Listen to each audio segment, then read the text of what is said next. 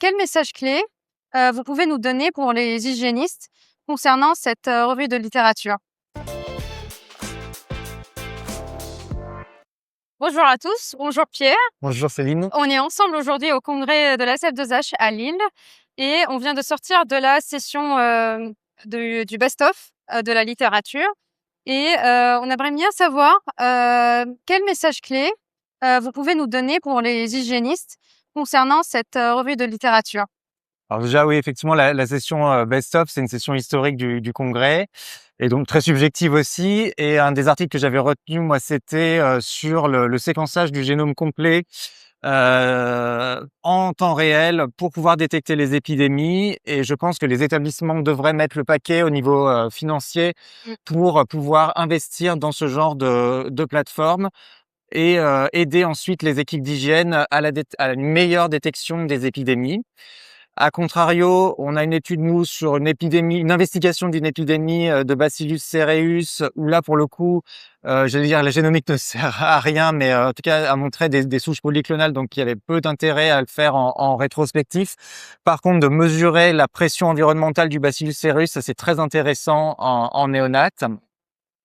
Et puis aussi de retenir les leçons, d'une épidémie Covid et grippe ça c'était l'étude hollandaise, dans les EHPAD, avec, vraiment effectivement, adapter les mesures, et ça c'est ce qui ressort de cette étude, c'est-à-dire vraiment du cousu humain pour les EHPAD, parce qu'ils sont pas toujours en mesure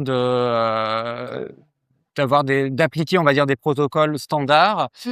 et aussi d'intégrer les patients, donc les résidents et leurs proches dans, l'élaboration et l'application des mesures de prévention du risque infectieux. Alors Et justement pour, rebondir sur le NGS, ouais. qu'est-ce que vous proposez comme alternative pour les établissements qui n'en disposent pas?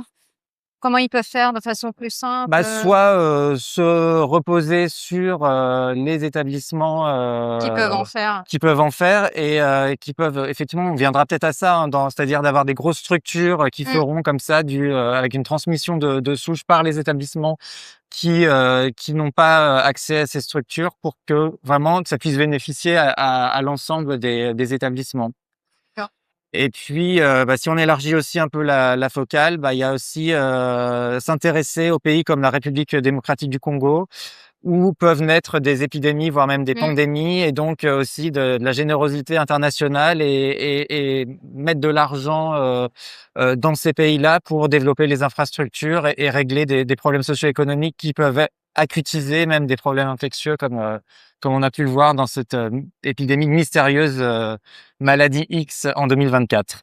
D'accord. En tout cas, c'est très intéressant de faire un tour un peu du monde, de ce que les autres font pour, qu'on puisse apprendre et adapter, localement, ce que vous voyez dans la littérature et Absolument, ouais. c'était une intervention très belle, donc merci beaucoup Merci, pour votre best of merci. et restez connectés pour le reste des sessions et suivez-nous sur les réseaux.